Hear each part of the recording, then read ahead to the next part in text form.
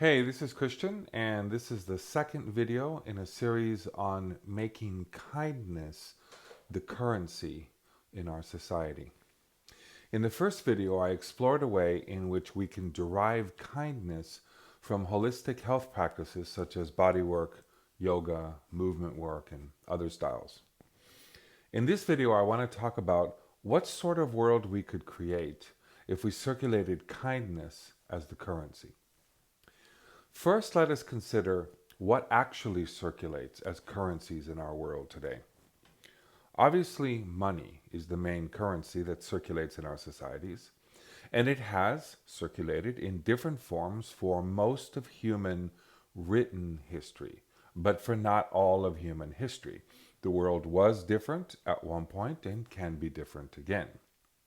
Before I talk about money, I want to make sure that I mention two other significant currencies that circulate in our societies, and they are sex and violence. It is obvious to most that sex is a currency, but it is not so obvious that its capacity to circulate as a currency is not a feature of pleasure, but of power. Sex as pleasure, something that the people involved in the encounter enjoy mutually creating for each other, falls in the category of mutual recognition and kindness. But when it is sold or forced from someone, it is not mutual recognition. But in one case, it's a transaction of power in which people pay others to alienate their sexual labor. Or in the other case, when someone seizes another's sexual body and function. And in these cases, sex is laden with the violence of being a means to an end. Sex circulating directly as a form of power and violence through the rapaciousness and exploitative sexualization that is common in patriarchy is ubiquitous in most institutions and spaces of modernity. And it can even be seen, for example, in the yoga community. For example, certain yoga clothing companies whose marketing images are produced almost completely for the sightlines of the objectifying male gaze. Sex also circulates as power in many yoga and supposed self-development communities. Rapaciousness is way too common in relations with gurus. So common that one might wonder if it isn't fundamental to the guru relationship itself. And, being partly rooted in the body, the circulation of sex and power and violence can distort bodies. It can cause loads of tension in the body. It inhibits immune function through giving rise to high levels of anxiety. And in extreme cases, it can cause trauma in the body and mind that lasts for years and is difficult to heal. Power also circulates as a currency in the form of violence in our societies, including domestic violence, criminal violence, police and state violence, and military violence. And this also carves deep grooves of trauma in one's body. Now, in some parts of the world, the power is obvious and the oppressors are clearly marked by their behavior. But in other seemingly civil societies, power is the currency that the state circulates through its monopoly on violence and its increasingly militarized police and security forces. By its very nature, as a bordered and protected institution demanding obedience, the state does not circulate kindness. Even its welfare measures are ultimately a means to pacify and control its citizens and stave off revolution. The state reveals its vicious nature when people do not abide in its authority, including its well-meaning public health authority. And of course, there are other groups of people who wield various levels of violence in our civil societies, including misogynists, queer bashers, and various kinds of bullies. Now let's talk about money itself. The central currency of capitalist modernity. Money as currency has a special problem inherent in it. The basis of value upon which money sits is called exchange value. Exchange value is the quantity of value that a commodity can be exchanged for another one. It's not dollars or euros. It's more basic than that. So what is it?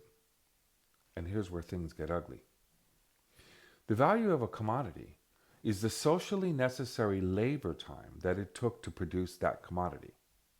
Commodities that take a long time to produce under average labor conditions have a higher exchange value and usually can be sold for a higher price than those that take a shorter time to produce.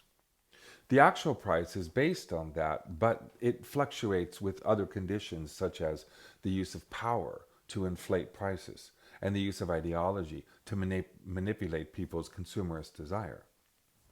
This socially necessary labor time that forms the value is the time during which workers labor upon commodities or in services.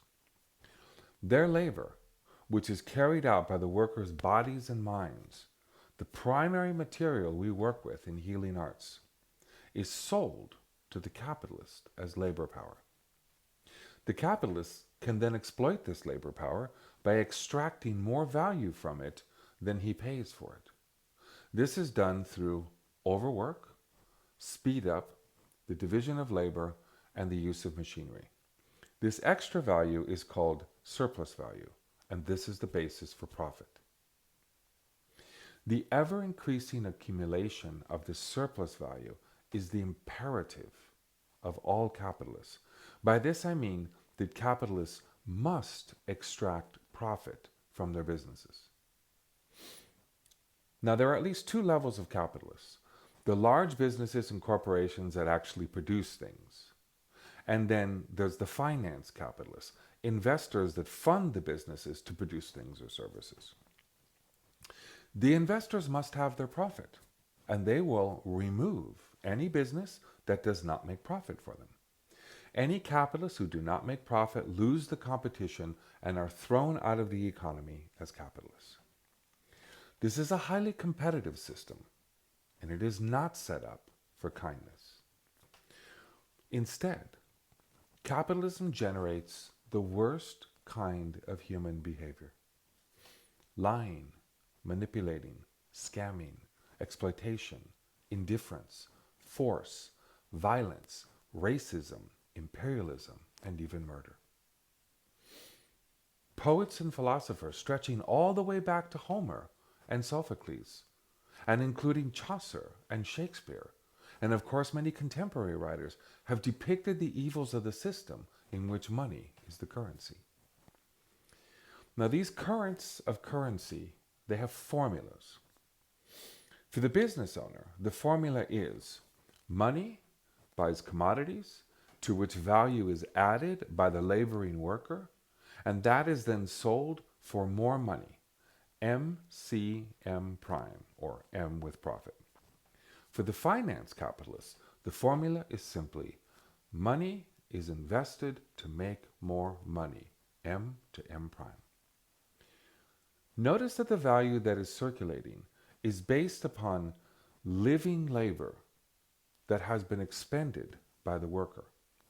Workers who might show up on your massage table or yoga mat, if you are a healer or a teacher, take their body to work and labor for a wage or salary. Their labor power, the fruit of their physical and mental capacities, is alienated through sale to the capitalist. The worker no longer controls the function of his body and mind. During the workday, the capitalist controls it because he owns it, he purchased it. The worker expends the labor of his living body and mind, and the commodity, which the worker has to valorize, absorbs this labor power, and in this manner it is converted into value, including surplus value, because it can be sold for more than it was bought when it was a raw material. That's the M prime. This forms the basis of profit and is then returned to the finance capitalist, who accumulates it as capital. Capitalism is the system in which very wealthy finance capitalists accumulate the dead labor power of workers. The exploited workers are exhausted, and in time retire to be put out to pasture, as it were, until they die. And the sooner the better for the pension and fund capitalists so they don't have to pay out as much. This is a system that feeds upon dead labor power and grows stronger by doing it. Capitalism is a vampire. There's no kindness in the logic of capitalism, only bloodthirst. This doesn't mean that there are no kind people in business. I work with a number of people in human resources and in the people and culture section of businesses, themselves also exploited and overworked as workers. And most of these people truly care for their colleagues. That's why they got into the field in the first place. And sometimes they set up services such as massage and yoga classes in their companies. But the bottom line of business is to make profit, not to take care of their employees. If the company does not make profit, there will be no more office massage. Everyone knows that. The capitalist lust for dead labor power is a death drive. It's a cycle of death. It exhausts and kills people through preventable diseases of stress and overwork. Now, in the past, workers died of workplace accidents and poisonous conditions. And today, those conditions are found in the countries to which the first world has outsourced its most dangerous production, and then used military power to prevent workers' rights in those countries.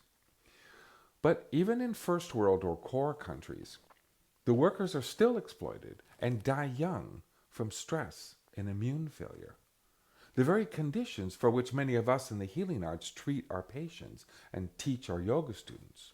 One might ask, Christian, why are you talking about this stuff? Isn't massage and yoga supposed to be about chilling out and taking deep breaths? Why all this stressful talk? Well, the first point is quite obvious. If our patients come to us only for temporary relief from an unkind system, and we get them to calm down enough so that they do not rebel against the system and go back to work the next day to be exploited once again, then we are complicit in the system.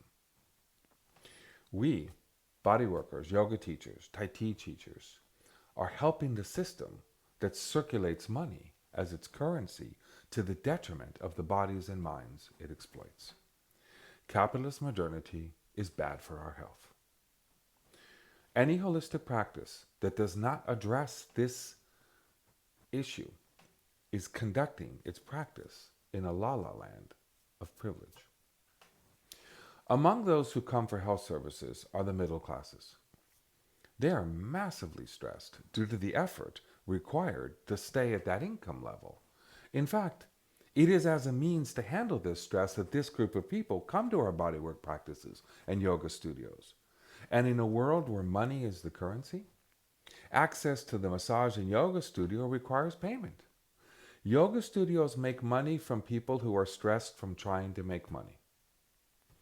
But let's not get any idea that the yoga studios and massage therapists are making a killing. No. Most owners of these businesses are never too far from going out of business, always having to pursue that currency to pay rent, and very stressed about it. What kind of enlightening holistic practice is that? Right, it isn't. But few people are willing to admit this. And we can see the results of the money system in the bodies on our massage tables and in our yoga and movement studios. It's in the fascia. One's fascia registers everything that happens to one's body, including every expenditure of effort of the body, along with the postural habits and movements of our stressed population at work.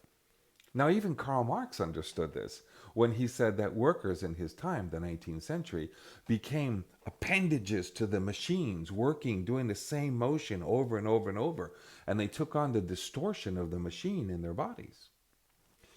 Today, when the machine is the computer, we too take on these distortions in our bodies, as evidenced by hunched backs, tight neck muscles, strained eyes. Our legs and pelvises are frozen from sitting in chairs, carpal tunnel syndrome in our wrists. As healers, we feel the results of this profit-driven economy, this currency of death, under our fingers when we work on our clients. We feel it in the ropes and knots of tension, in the flinching of the stressed body.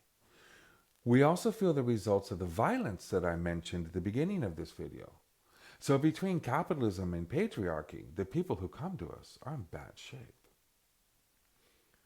But I have a hopeful message, one that arises from the roots of our work as healers.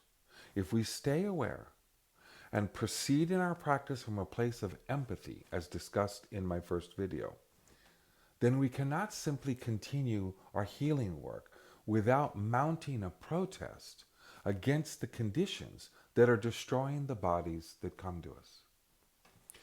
Our healing work, our rehabilitation work, has to address the conditions that cause it. If we stay aware, if we inhabit our bodies, then we must practice in a manner that helps our clients and students confront the conditions that hurt their bodies and minds. We must not simply help our clients get back to work only to be hurt again. We must help them become aware and organize against the system that is hurting them. We must practice a radical therapy.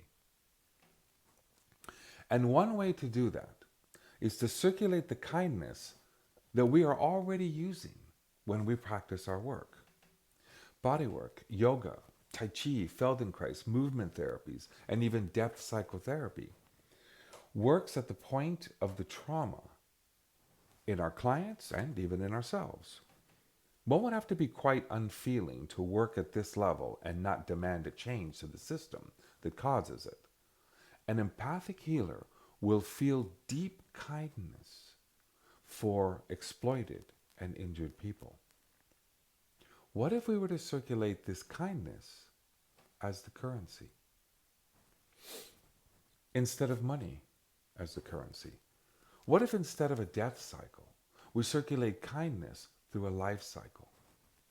As I said in my first video, we have a solidarity bridge with the people through our awareness and inhabitation of the otherness at our core. We are all wildly exploited, and we can unite through this condition. First, we need to drop this New Age clamor for abundance. Abundance of what? Money? That poison?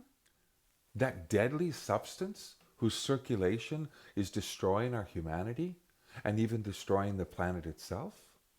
Second, if during our healing sessions, yoga classes, therapy hour, we notice that we act in a manner that empathically reads the person and acts upon that person to heal, to relax, to align, to stretch, to make aware, and so on, we will notice that we are literally already circulating kindness. And for most of us, isn't this why we got into the healing arts in the first place? And don't we sometimes get so deep into our healing consciousness that we forget this is a service, a commodity we are delivering to the client for pay? And how many times have you and the person come out of a healing session or a great yoga class and forgot to pay? Or suddenly and awkwardly realized, oh yes, how much is it? Can you feel how close we are to dropping the payment altogether? To dropping the exchange value of the session and retaining only the use value? Because at the root of use value in the healing arts is kindness. But we don't do that. And in the end, the client pays for the session and the student pays for the yoga class. Because the rent has to be paid. The dinner has to be purchased. The children's back-to-school clothes have to be bought.